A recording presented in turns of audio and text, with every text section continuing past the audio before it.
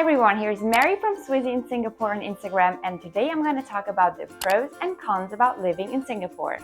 I fell in love with Singapore, I think the first day I arrived, but obviously there are also, as in every other place in the world, there are some cons I want to share about Singapore with you.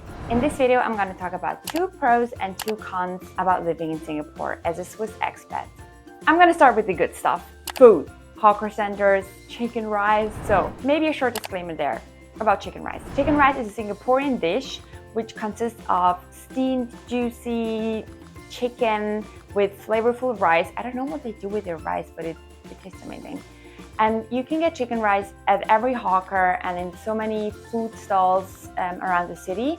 And the best part of it, it's super cheap. I think the chicken rice down my street costs around $5. You can order a set which comes with a small soup and some veggies for like $7. So that's a pretty good deal. Back to the food in general, hawker centers. That was completely a new concept when I came to Singapore. That's basically what I would call or describe it as a Western kind of food festival where you get so many different stalls and each of them sell different kind of cuisines. You get Thai food, you get Malay food, and they have different dishes, which are all of them are super good value for money. You get from fried rice to spring rolls to laksa, everything your heart desires. And again, it's very, very affordable. I think some of my friends at home in the beginning, they were so confused because I was talking about chicken rice all the time. But I think it has become my favorite dish here. Back at home, I would cook a lot or basically every day.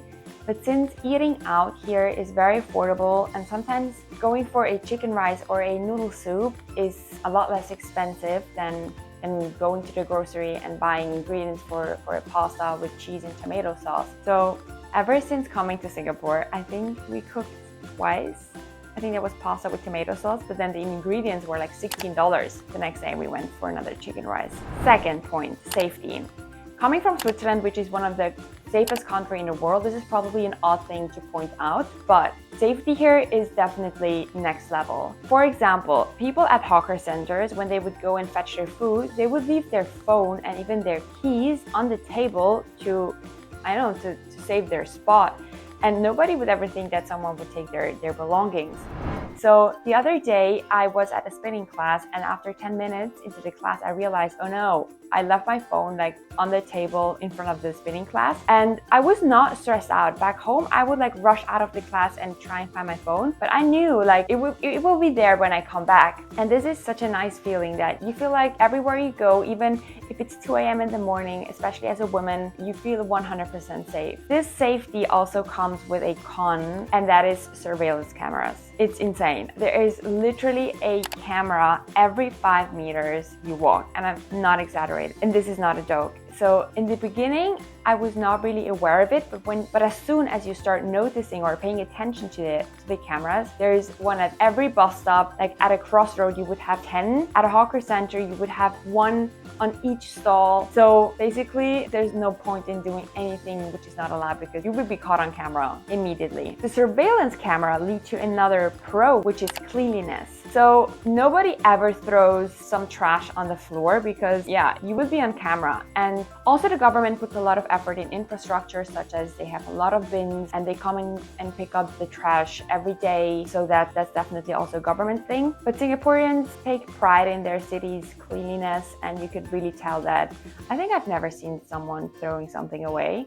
And if you walk down the street, like left and right, you would have like not a cigarette, not a small piece of paper. I think that's a great thing. Back to the surveillance cameras. I can totally understand that people would feel observed. Yeah, you feel kind of observed because you know 24/7 wherever you go that someone's watching you. And the fun thing was when we rented the apartment, the lady from the apartment said, well, you can leave your shoes in front of your door, but that's the only spot in the building that is not surveillance by the camera. So someone might steal your shoes in front of your door because they're not allowed to put cameras in the floors of the apartment. So that was kind of odd, but we still leave our shoes in front of the door and they're still there. Second con is high apartment prices. I think also here, coming from Zurich, I'm kind of used to high apartment prices, but prices in Singapore have increased a lot in 2022, right on time when we arrived in November 22.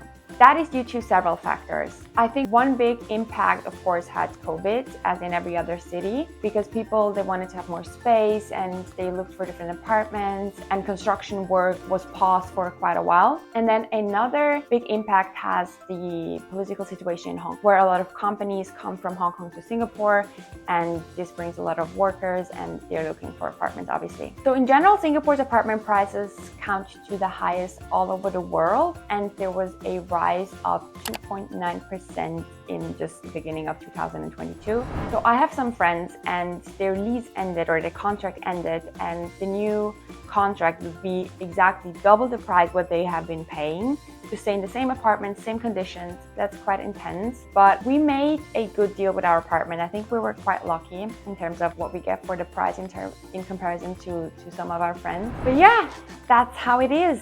In general, I think Singapore is such a great city to live. You've got such a high quality of life. And if this was helpful, like and subscribe. And in this video up here, I talked about when you move to Singapore, what you need to know. So check that out. And yeah, anything you want to know, leave it in the comments, and I hope to see you in the next one.